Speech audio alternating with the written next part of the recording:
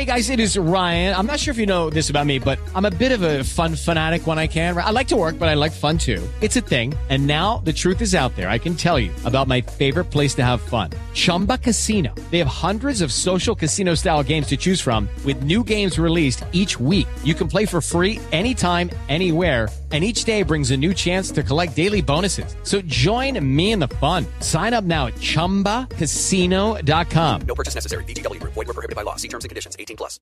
And then there were 8. That's right. Just 8 teams are left in the hunt. 8 teams with a shout of lifting the Lombardi Trophy at Super Bowl 58 in Las Vegas, Nevada next month. We had a simply scintillating Super Wildcard weekend in the NFL. Drama, excitement, tension, and some disappointment along the way as well. It all kicked off with rookie quarterback CJ Stroud and the Houston Texans taking down the number 1 ranked overall offense of the Cleveland Browns to dispatch them out of playoff contention on Saturday night. Up in Kansas City, the Chiefs took care of business on a frigid night in Arrowhead Stadium against the Miami Dolphins. Before on Sunday, we saw arguably the shocking result of the weekend as Green Bay Packers, led by quarterback Jordan Love, showed no fear. They snapped a 16-game winning streak on home soil that belonged to the Dallas Cowboys. They sent them tumbling out of the postseason as they progressed to face the 49ers this Saturday. In the game of the weekend, Jared Goff and the Detroit Lions prevailed over the LA Rams before on Monday evening, the Buffalo Bills took care of business against the Pittsburgh Steelers. And what about Baker Mayfield and the Tampa Bay Buccaneers squeaking into the playoffs on the final day of the regular season? They more than handled their own business against the Philadelphia Eagles to send them packing and cause a crisis and a debate in Philly as to how they go about their business in the off-season. That doesn't matter to the Bucs nor the other 7 teams as we turn the page and look ahead to this weekend, the divisional round of matchups in the NFL playoffs. Graves on Gridiron with Richard Graves. Well, hello, welcome along to the show. This is Graves on Gridiron.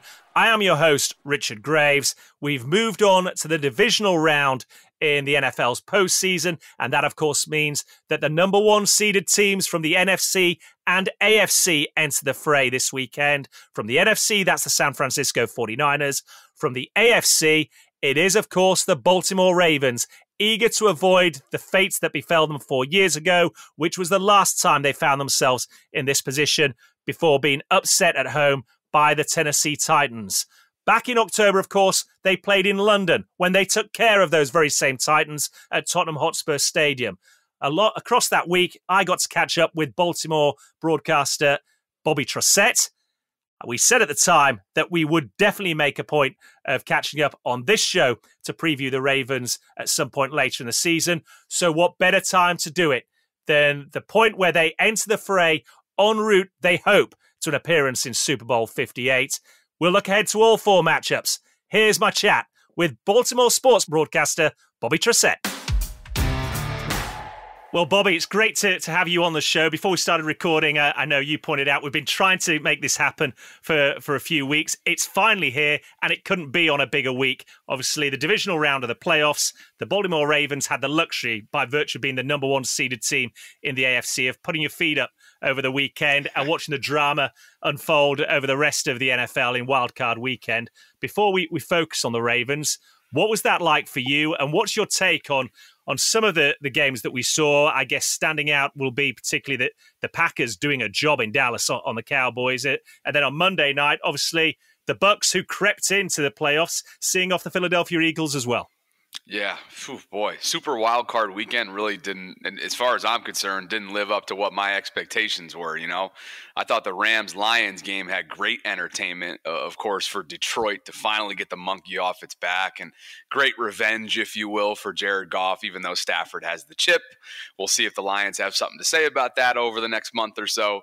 But yeah, it was a little bit surprising. Didn't have as much closely contested ball games as I was hoping. But hey, you know, hopefully divisional round weekend we'll have more. And honestly, from a Baltimore perspective, being that, you know, we do our, you know, Ravens daily coverage, we were kind of just closely looking at the 4 potential teams throughout the weekend that the Ravens could face this upcoming, you know. And so that was Pittsburgh, that was Houston, that was Miami. and there was one other team out there. So it ends up being Houston. And so C.J. Stroud and the rookie sensation that he is, along with, they got the coach of the year in D'Amico, right? And they got the offensive rookie of the year, you would think, in C.J. playing fearless. And so I've been cautioning my audience that, hey, I get it. The Ravens dominated from start to finish for the most part this year. They have a two-time MVP, soon-to-be two-time MVP quarterback. They've got, a bona fide top 2, top 1, top 3, depending on what metrics you're looking at, defense. They've got playmaking ability all throughout the offense and a pretty dang good special teams that actually won them a game this year, if you can remember, against the Rams. But at the same time, I've been cautioning the audience and saying, listen, when you have a team that comes in with absolutely nothing to lose, and they're playing as fearless as D'Amico's group is, anything goes. And so I would not be surprised. I'm certainly not predicting a Houston win, but it's going to be a whole lot closer, if you ask me, than it was week 1, where the Ravens took care of business and they weren't even playing close to perfect or complete football. 25-9 was the final, and they knocked around CJ. That's going to be a key component, making sure that he is uncomfortable from the jump, and I think they have the skill set and the personnel to do it. Well, I was going to bring up that week 1 matchup. Obviously, C.J. Stroud's first professional game in the NFL came out on the wrong end of the scoreline from his perspective on that occasion, but he seems to have grown so much, so quickly during the course of the regular season, and that really culminated in what we saw over Super Wildcard Weekend when the league's number 1 ranked overall defense comes into town, a team that's got a veteran quarterback that knocked them off in that stadium just several weeks earlier, and yet C.J. Stroud, far from being a rabbit in the headlights, seemed to rise and shine on the occasion. Oh, I'm really, really impressed by what he's done. Imagine, just crazy, you go back to the draft, right? And it was like, all right, is it going to be Bryce or CJ that goes number 1? And look, all due respect to Bryce Young, I hope the best is still to come for him. But the bottom line is sometimes it's not about who you are, it's about where you go. And man, structurally between those two organizations, Carolina and Houston, it's night and day, and it's been a night and day rookie experience for those guys respectively. So yeah, I think that he's so fearless. He's a playmaker, whether or not he's a film junkie is what I've learned this week, just doing some deep dives into him from his teammates and what he's been all about since coming out of Ohio State. But the Ravens got to him 5 times, I'm seeing here from the box score in week 1. And they really kind of had him out of his comfort zone. Now, he still made some throws that I remember were just like, man, this dude seems like he's been in the NFL for many, many years. So he's got a great pocket presence about him. But Richard, this outside linebacker group and this Ravens defensive line flies around. They are tough at the point of attack, and they get home. And that's something that they have not done consistently, over the years. I think you have to credit, obviously, bringing in Jadeveon Clowney, who's sipping from the fountain of youth. Kyle Van Noy has been impactful. Justin Madubuike is having a career year and a contract year. We're suspecting that he's going to have a big payday, potentially a franchise tag coming in March. Odafe Oweh has been disruptive from a pressure standpoint. And I think John Harbaugh deserves some credit. He's not going to get Coach of the Year, but the way that he handled some of his hires this offseason, particularly a non-traditional one in Chuck Smith, who's their outside linebackers coach, who's very, very well known for sort of his pass rush specialist abilities, very involved with the Von Miller Pass Rush Summit on an annual basis, and just somebody that is really respected in that industry from a pass rush standpoint. I think he's come in and really honed in on and demanded a technique.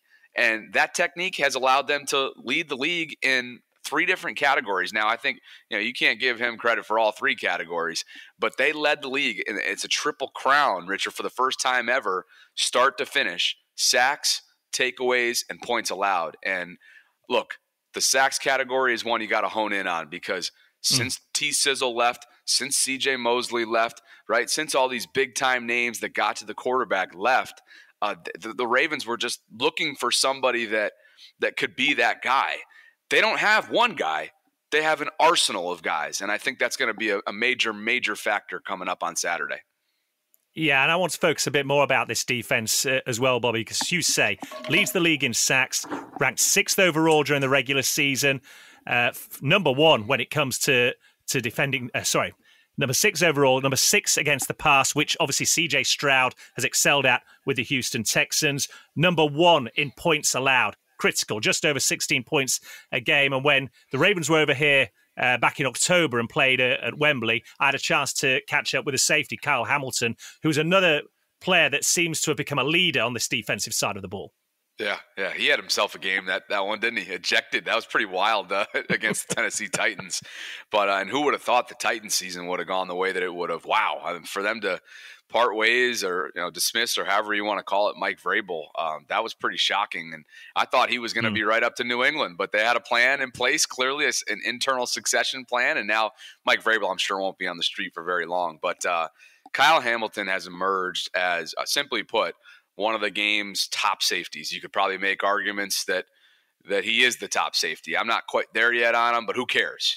Year 2 for the sophomore, first-time Pro Bowl honoree, first-time All-Pro honoree, and this guy just does so much for Mike McDonald, the second-year defensive coordinator, who, by the way, is up to 6 interview requests for head coaching spots around the league. So we're certainly expecting and bracing ourselves here in Baltimore for this staff to not be intact next year the way that it is right now. And that's no surprise, right? When you lead the league, when you're the number 1 seed, when you're the Super Bowl favorite, that's just how it goes. Ask Philadelphia about that.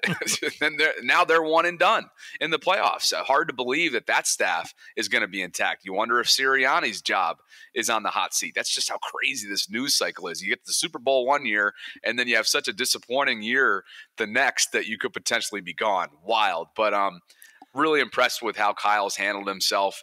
He's been banged up throughout parts of this year, but yet the guy he does whatever's asked of him. He plays nickel. He can play free safety. The guy's up at the line of scrimmage impacting, the quarterback's vision. His father played professional basketball overseas in Greece, so he's got that kind of and he played basketball, Kyle, himself. So he's got that rangy ability. He's great against the run. And you're looking at a dude who I think a lot of people feel like in Baltimore, he could be that next generational defensive player, which through not even 2 full seasons yet, being that we're in the postseason of year 2 for him, wow, the sky's the limit. Yeah, it absolutely is. And we're nearly 10 minutes into the show, and I haven't even mentioned the name of Lamar Jackson yet, who, for me, certainly is the NFL's MVP elect. And on this offensive side of the ball as well, there's been some astute acquisitions made over the past year. OBJ, obviously, given a veteran presence, but they've drafted well as well. Zay Flowers has been outstanding in his rookie season. If Baltimore Ravens are to win this game, which unit has to have the bigger game for you? Is it the defense, which we've just spoken about at length, or does Lamar Jackson and this receiving core come to prominence? Oh boy. Well, just based on what we've seen in the past, I'd say, I go back to even last year, the fact that Mark Andrews, a tight end, was forced to line up on the outside, meaning they had that little playmaking ability at wide receiver that a tight end is lining up outside in a wild card playoff round against the Cincinnati Bengals. Like, that's just not going to cut it. And I think when you look at some of their past postseason failure, it hasn't been, sure, you can look at defensively, especially 4 years ago against Derrick Henry and the Tennessee Titans, like Tennessee came in and out-bullied the bully that year. And the Ravens had no answer for Derrick Henry. So you can look at that. But what I choose to look at more recently is their lack of consistent playmaking offensively, being able to put up points in a do-or-die postseason game. So to me, it's Lamar Jackson. It's not Lamar Jackson himself. You know what you're going to get out of him. At least you have in the regular season through 6 seasons. I recognize that 1-3 record. I recognize that he has not been himself in the postseason.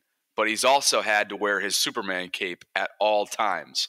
Finally, we've seen what that looks like this year, that he can delegate, that he can actually, you know what? Okay, I'm going to facilitate. I'm going to be the point guard. And then, hey, if I need to pull it or I need to do what I do to make me a soon-to-be 2-time MVP, then yeah, I'll do it. And I always have that in my bag. But I've been most impressed with how he has been willing and able to spread the burden this season. My hope and my expectation is that continues into the divisional round. And for that, it would be his group that has the bigger I would say, pressure on them, or I kind of put this out to my Twitter audience earlier in the week, which NFL player going into the playoffs has the most amount of pressure on them outside of Lamar. And most people are like, no, there's nobody outside Lamar. I was like, yeah, I would agree. And then Dak and the Cowboys go do what they do, and everybody's like, no, it's going to be Prescott. And, as America's team, I guess that would suffice. This is Graves on Gridiron with your divisional round preview. We'll have more in just a moment. Hello, it is Ryan, and we could all use an extra bright spot in our day, couldn't we? Just to make up for things like sitting in traffic, doing the dishes, counting your steps, all the mundane stuff. That is why I'm such a big fan of Chumba Casino. Chumba Casino has all your favorite social casino-style games that you can play for free anytime, anywhere with daily bonuses. That should brighten your day a little. Actually, a lot. So sign up now at ChumbaCasino.com. That's ChumbaCasino.com. No purchase necessary. VGW Group. Void where prohibited by law. See terms and conditions. 18+. This is Graves on Gridiron. I am Richard Graves as we continue our look ahead now to the divisional round of the NFL playoffs with this week's guest, Baltimore sports broadcaster Bobby Trosset. Well, on Lamar Jackson as well, we've referred to that Titans game played in London. The one thing that rang out to me in the days leading up to it was Mike Vrabel going on the record and saying he felt Lamar Jackson had matured as an NFL quarterback. His decision-making was better. He was a calmer presence in the pocket. And you'll have had this, no doubt, from your listeners, certainly from Ravens fans that I'm aware of. The one frustration with Lamar over the years has been he can make those game-changing, game-winning plays. Every so often, though, when it comes to the passing game, he'll just throw one errant pass in there. Is that something that is still in his locker, or do you think he's managed to eradicate that from his game now? Yeah, I haven't seen that as much. I mean, he's just been so fundamentally sound this year. There's no doubt that he tried to do too much at times.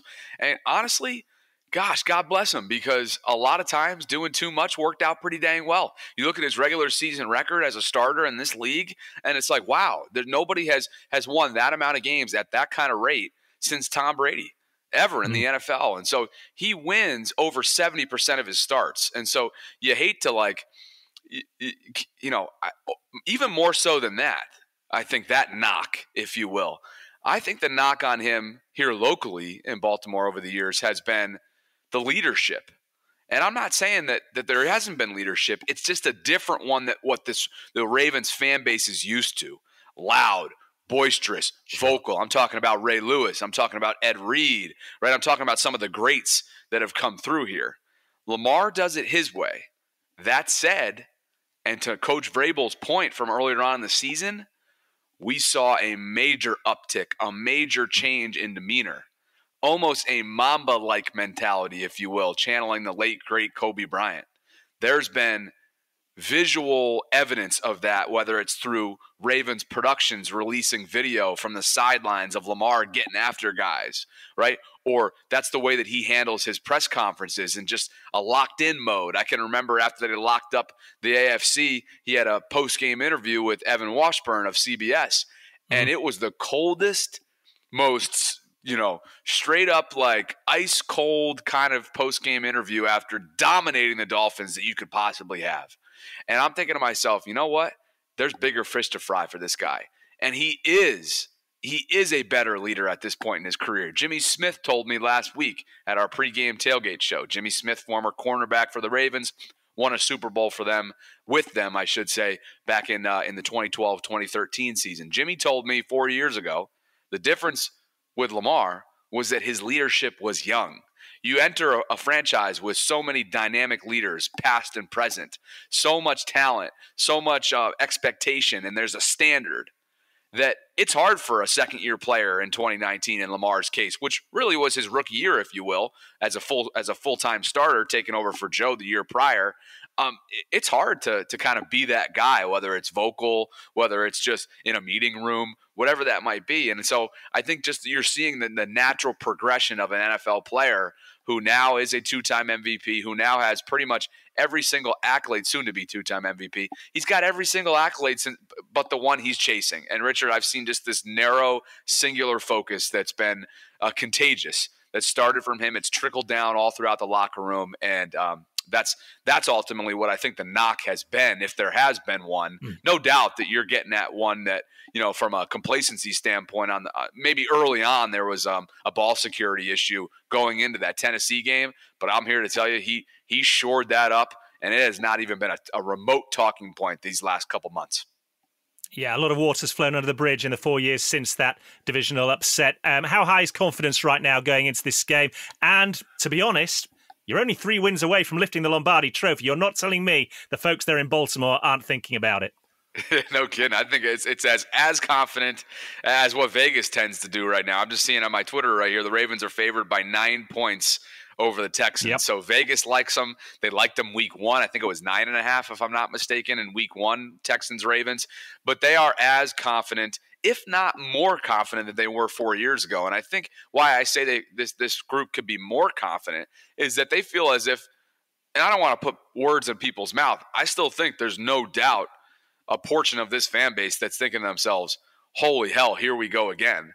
Are they going to be able to get the monkey off their back with the rust versus rest debate? Because bottom line is, it's been over 2 weeks, since they've played a football game come Saturday, and they've tried their best from a routine standpoint. John Harbaugh has kept this group, I'd say as sound as possible, trying to prepare for this. They went down to the stadium this past weekend for a stadium practice. They've boosted and beefed up the practice schedule last week during the bye. So they've tried to keep that sense of normalcy. But as you and I both know, it's just like we talk about every single year in the preseason. Keeping a sense of normalcy is one thing. Game action and game flow and game speed is another. And so I just wonder if that comes back to bite them early on. I'm not saying that I'm not concerned about an upset, but I'm certainly not going into this with almost like a delusional confidence that I think a portion of this fan base has, which, hey, every diehard fan base has that. I get that, and I respect that. I didn't grow up in Baltimore, so I don't have that. Maybe growing up as a kid for the New York Giants, but right now I'm looking at this, about as even keeled as you possibly can, because I know how much of a threat Houston is, and I'm old enough to remember what happened 4 years ago. Yeah, for sure. And you won't be the only one in Baltimore, I guarantee that. Okay, I noticed the line for total points in this game is 44.5 points. Are you in agreement with me that we're going to see a high-scoring game here? I think it's probably more than that. Oh, man, predictions in the postseason. I always say this in the regular season, throw it out the window. In the postseason, oh my, who had Green Bay doing what they did, right? Like, that was an incredible team win right there, and what a disaster for the Dallas Cowboys. Same thing for Philly. I mean, I wouldn't have suspected that a team, like you said, narrowly got into the postseason race, won their division at 9-8 or something like that, did Tampa Bay. So, it's so hard to predict. If I were to go a certain way, yeah, I think the way that these two offenses go, I do probably want to look at the weather before I say one way or another. But if weather's okay, which it's certainly not right now, we've got snow in Baltimore, which could impact the game if again, we're doing this on Tuesday before a Saturday game. So I'm not. Well, the good news is that I have looked at the forecast. And if you want to believe them, because they're not that trustworthy, I've got to say, over here in the UK, especially when you're 5 days out, it's going to be freezing cold, but it's set fair. So hopefully that'll lead to a good game. Okay, so what's it looking like? Clear skies, sunny, but Baltically cold. Okay. All right. So football weather in a sense then. Yeah. Not exactly Western New York, what they had to endure this past weekend. That was pretty wild. Kansas City was cold too. I'll take the over. Right now I'll take the over. And you watch, it's going to be a defensive masterclass. You watch. And just finally on this game, straight up, win or lose. I love what C.J. Stroud and D'Amico Ryans and co have done there in Houston. And it's great that they won in the fashion they did last week. I cannot see them going to Baltimore and causing the upset here, so I'm taking the Ravens. I am as well. Haven't thought about a score yet, but since we're going over, the Ravens, look, they put up 30 points in their sleep, so I think they're going to be right around there. I do think this is going to be a lot closer than people think. I'll go like 30-24 Ravens over the Texans, and then they'll go on to face the winner of what? Buffalo, Kansas City. Should be an absolute blast these next few weeks. And the 4 quarterbacks that are left, who had that on their docket? Of course, Mahomes, Allen, Lamar, maybe if you're a betting man. But C.J. Stroud being that fourth and final as a rookie, man, what a future is bright for sure in Houston. For sure. And that matchup kicks off divisional weekend on Saturday. The evening game on Saturday, two storied franchises. The Packers go to the 49ers. Like the Ravens, obviously San Francisco had the luxury of sitting back and watching everybody else do battle a week ago. They also rested players for the final week of the regular season. Now, given what we saw from Green Bay in Dallas last weekend, if you're San Francisco, if you're a fan of the 49ers, does that cause a little bit of fear? Because Jordan Love and that team, the youngest average age of any roster in the NFL, showed no fear going into Texas. Absolutely zero fear. I thought it was just a masterclass by Matt LaFleur and company that it really was like a true, pure team win. And you're just happy for a guy that, like Aaron had to do waiting in the wings for Brett, like he waited his turn. Can you imagine how excruciatingly frustrating that must have been? Waiting for Aaron to finish and all the drama and just how that played out. And then in your first full season as a starter, you get your first playoff win against a team that nobody had you beating. I think that's sensational. That said, I do think it ends this weekend. And I do think that San Francisco will be coming out of the NFC.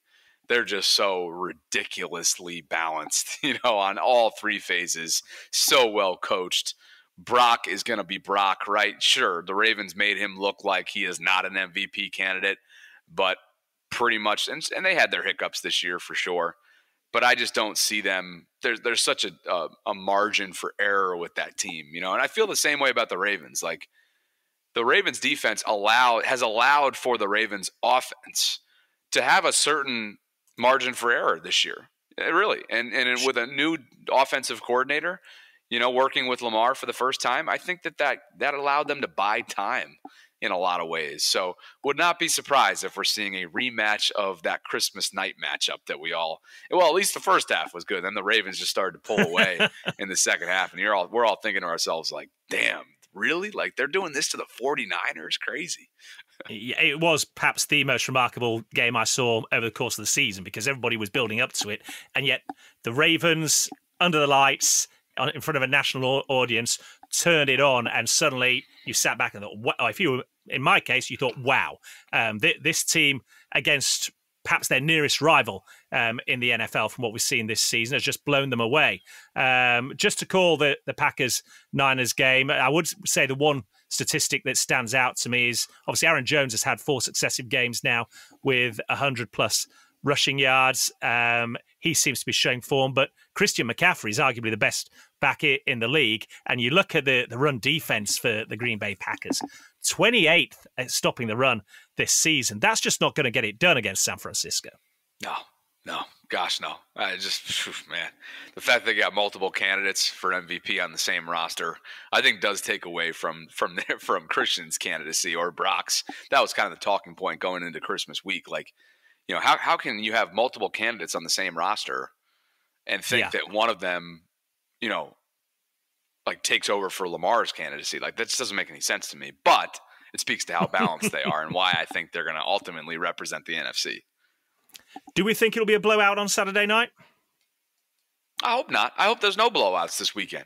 I really do. I love great, closely contested, entertaining football, and that's why this weekend just didn't do it for me. I thought the Rams and Lions game, like I said, was sensational. I mean, the storyline going into that and how much of a drought it had been for Detroit, and Dan Campbell has waited and waited and waited and took over for. I mean, look where he took this team in such a short amount of time, right? Like 3 years. Has been remarkable. And then, of course, the Goff versus Stafford debate. And then what the hell? What is Detroit doing? Booing Matthew Stafford? Are we serious? I'm telling you. Fans are going to be fans. Fans are going to be fans. And you always hate to, like, as Steve Kerr said the other night in the NBA in Chicago, you hate to, like, group an entire fan base in what was really just a percentage of them, right? Probably an intoxicated percentage that's having a good old time at a stadium. We've all been there. But it's like, damn, Matthew Stafford is just, by all intents and purposes, a great dude. Yes, he came up short in terms of what you wanted, and that was a Super Bowl in your town. But you're going to boo him? It's just like, that doesn't make sense. Maybe because I'm more of a broadcaster like you are. We sort of look at things in a different lens, but I have always been stunned with the booing culture. I really have. I'm right there with you. Sometimes you can't explain it. I think this is one of those occasions for sure.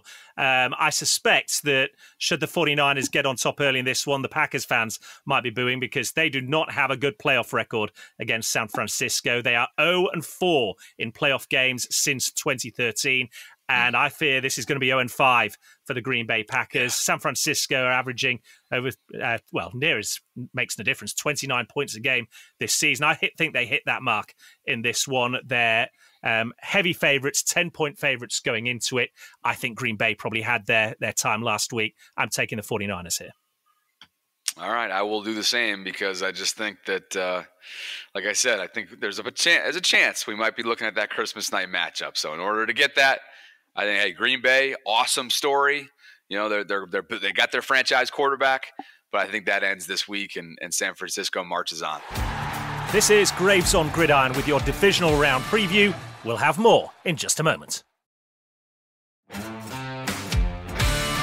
This is Graves on Gridiron. I am Richard Graves as we continue our look ahead now to the divisional round of the NFL playoffs with this week's guest, Baltimore sports broadcaster Bobby Trosset.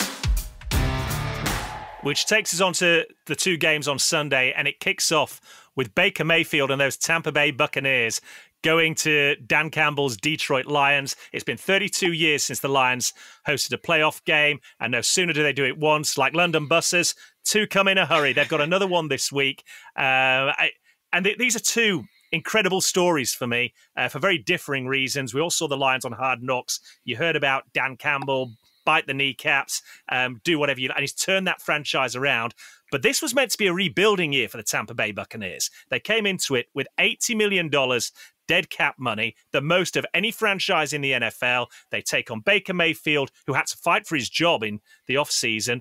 And yet here they are with a playoff win under their belts and themselves just 3 wins away from potentially lifting another Lombardi. I'll be honest, I don't think that happens. I don't think they get past Detroit this weekend, but it's a remarkable story nonetheless. No question. And I really have an affinity for Baker Mayfield. What a story, what resilience. And you think about Carolina writing him off. I mean, everybody was writing him off after his stint in Carolina. And what a terrible situation to go to. That's why I feel for Bryce Young. It's not a great situation whatsoever. And if you ask me, it starts at the top with ownership. Anyway, the guy's got moxie. That's what he has. He's got moxie with a capital M. I don't know if that's enough to get it done with – it's funny to talk about Detroit as a dominant team because I saw them get decimated in Baltimore. Yep. And decimate is probably not even the right word. They got steamrolled in Baltimore. That said, that home field advantage out there, given what has become of the Detroit Lions and how much of a drought they've been through and how well coached they are and how they have such an even-keeled, composed quarterback in Jared Goff, I think they find a way to get it done. I hope this is a closely contested game like I've been kind of desiring for, but I just think that the Bucs are absolutely playing above expectations. I think Detroit's got more to play for, though, and perhaps there's quite a few people in that neck of the woods that think they're a team of destiny. Well, maybe so, and it's easy to understand why. But about midway through the season, I saw an interview with the Buccaneers general manager, Jason Licht, and he said, look, it's very simple, our game plan this year. We've told Baker to make plays if they're there, but essentially do not turn the ball over. Look after it. We believe we've got a good defense, and that'll be enough to win us enough games. And essentially, as basic as that formula is, it's something they've stuck to, and it's got them this far. The problem is, when you play somebody like Detroit, scoreboard pressure comes into the game. They can score points and score them quickly. If that happens early on Sunday night, that game plan for the Bucs goes out of the window. And it's hard to see a scenario where that doesn't happen, especially when you look at the way they started against the Rams last Sunday in Detroit. Yeah, no, I would totally agree. And I just think that the way that Dan Campbell's got those boys fired up and the way that Jared Goff is playing fundamentally sound football, not turning the football over, I think that ultimately is going to come pay dividends for them this weekend. Vegas has the Lions as 5.5-point favorites. Do you agree with it? 5.5 for Detroit, huh? Yep. Do I see them covering? Not sure I'd be toying with that one this weekend in the betting world, would you? I will tell you this. In the 8 defeats the Buccaneers have had this year, 6 of them have been by 6 points or more. So when they do lose and they're taken out of that game plan, they tend to lose fairly heavily. I think that is a scenario that can very conceivably happen on Sunday. Or that's the exact exhibit A for why you go the opposite, because it ain't going to happen in the postseason. But I appreciate your analytics. But we both have the Lions, right? Yes. Okay, and that takes us on to the final game of the weekend, the one that, if everything goes according to plan for the Ravens on Saturday night, you'll all be glued to on Sunday evening. It's the Chiefs against the Bills, who've locked horns pretty much every turn over the last 3 or 4 years. And in the postseason, it's been a tale of sorrow for the Buffalo Bills, to the extent they even changed the overtime rules in the postseason, given what happened to Josh Allen and the Bills a couple of years back at Arrowhead Stadium. I've got to be honest with you. Back in early December, I really worried about the Chiefs, and did it right to the end of the regular season, because their offense just hasn't been able to get going this season. Surprisingly for me, it's been the defensive side of the ball that's perhaps been the strongest unit in Kansas City. And yet, come playoff time last weekend, admittedly, it was the Dolphins, who aren't used to this weather, but Patrick Mahomes and the Chiefs handled their business and handled it well.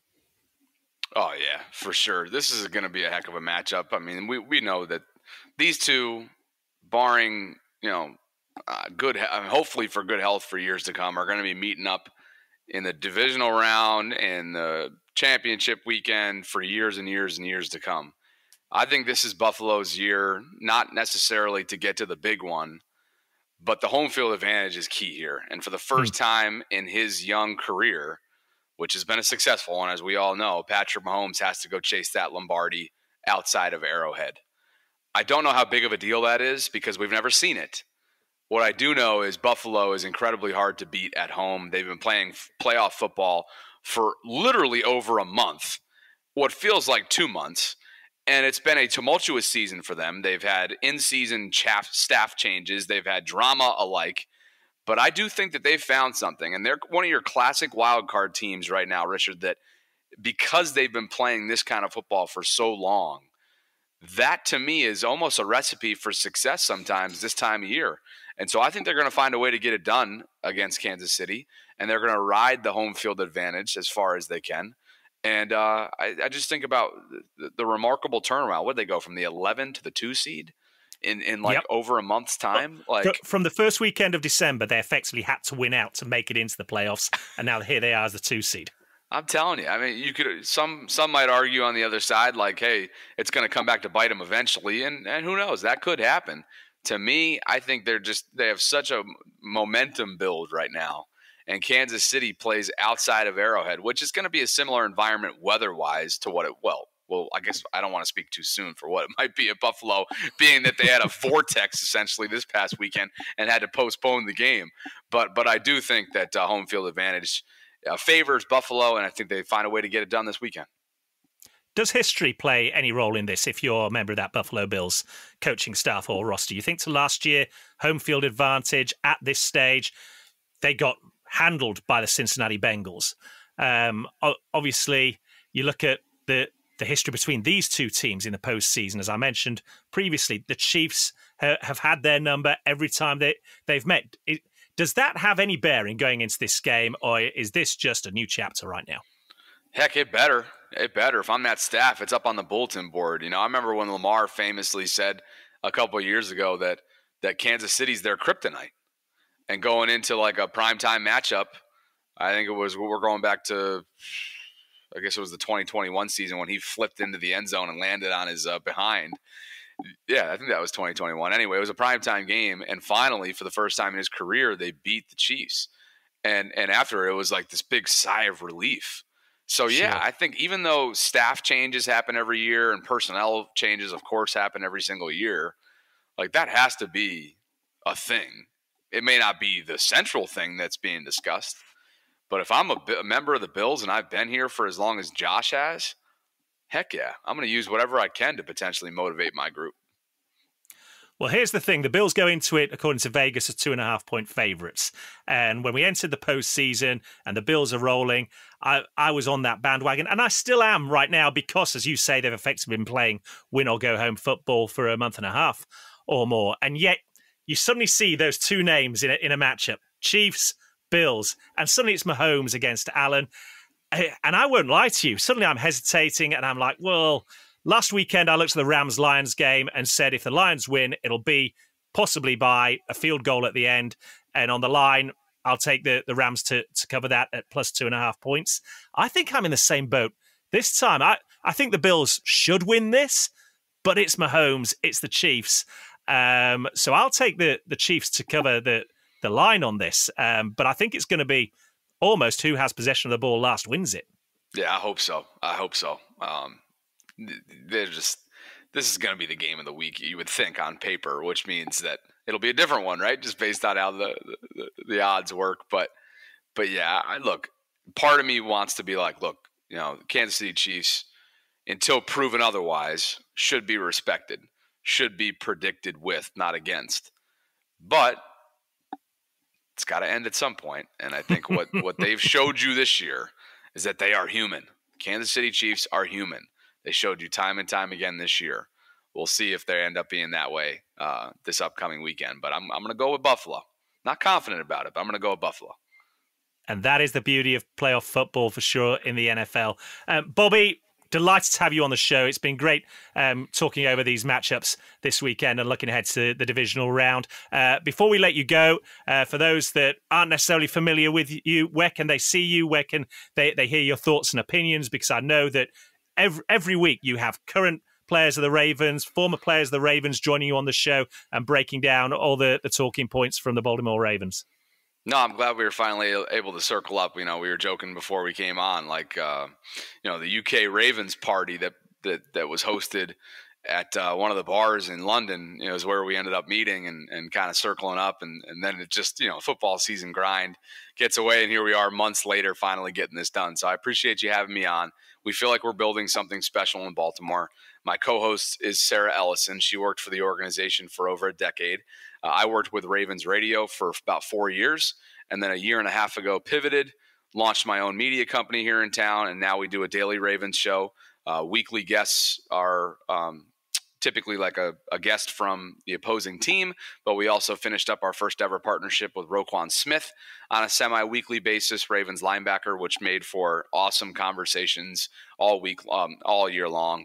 And then I have a YouTube channel as well called Bobby Baltimore. So we churn out content as much as possible. I'll be out there at the Ravens pregame tailgate party doing a live stream on Saturday from 2 right up until kickoff. There's going to be former Ravens legends there like Jimmy Smith, Ed Dixon, Jermaine Lewis. So, for some of the OG Ravens fans out there, it's going to be a lot of fun. And apparently to your weather forecast, it's going to be a chilly one. So I'm going to be bundled up. We're going to be super excited about it. Hopefully get some big guests on this week. But full-time in the digital space. You can find me across all social media platforms at Bobby Baltimore. And again, appreciate the opportunity to do this with you. It's been a blast. Appreciate the time, Bobby. Best of luck this weekend. And who knows, if things go the Ravens' way, we may well be catching up in Vegas in a few weeks. Can't wait, my man. Appreciate you. So there we go. All 4 matchups ahead of the divisional round in the playoffs broken down there. I certainly hope you enjoyed listening to that chat as much as I did discussing this weekend's games with Bobby. A reminder that you can find him on YouTube. Bobby Baltimore, you'll find him on YouTube. He's on X and Instagram as well. Well known amongst Ravens fans and certainly ahead of key matchups. Well worth tuning in to find out his thoughts and listen to some of the guests, as he told you there. He has some of the very best guests on his show.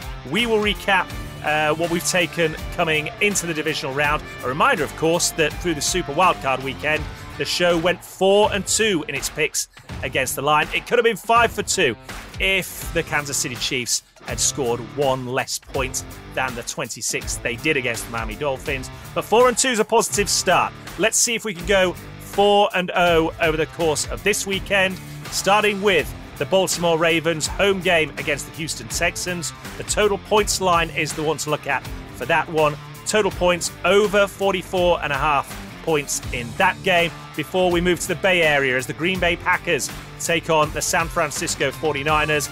I think the 49ers explode out of the gate and announce themselves in style in the postseason this time around. Take over 30.5 points in this game for the San Francisco 49ers. Then on Sunday, it's the Buccaneers at the Detroit Lions. The Lions 5.5-point favourites. I think this is the end of the road for Baker Mayfield and co. Take the Lions to cover at -5.5. Before we finish with the game of the weekend, the Buffalo Bills hosting the Kansas City Chiefs. Can they end their winless postseason streak against Patrick Mahomes' Chiefs? We'll find out. The Chiefs 2.5-point underdogs going into this one. Take the Chiefs to cover at +2.5. As I always say at this stage of the show, remember, first and foremost, it's about entertainment, it's about enjoyment, it's about having fun. Always keep that in mind. And I do love to hear from you guys on social media and talk about events as they're happening in the playoffs as well. So you can hit me up on X at RichardGraves1. Via Instagram, it's at RDG Media UK. The show can be found along with all the interviews we do on YouTube at Richard Graves TV. Equally, if you want to read about the picks this weekend, go to www.rdgmedia.uk. Click on that Talking Sport tab. And there you will see NFL Divisional Round playoffs. All 4 games broken down in detail ahead of this weekend. Look, the first weekend of the playoffs was an absolute barn burner. I think we're going to get more of the same in the Divisional Round. I, for one, can't wait. I hope you enjoy it. And remember, same place, same time, right here next week to look ahead to the 2 championship games on the road to Super Bowl 58. But until then, so long, everybody. Subscribe to Graves on Gridiron wherever you listen to podcasts. And keep up to date with the latest on Twitter. Search for Richard Graves 1. That's Richard Graves, the number 1.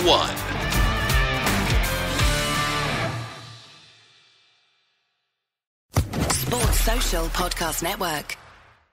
Hey guys, it is Ryan. I'm not sure if you know this about me, but I'm a bit of a fun fanatic when I can. I like to work, but I like fun too.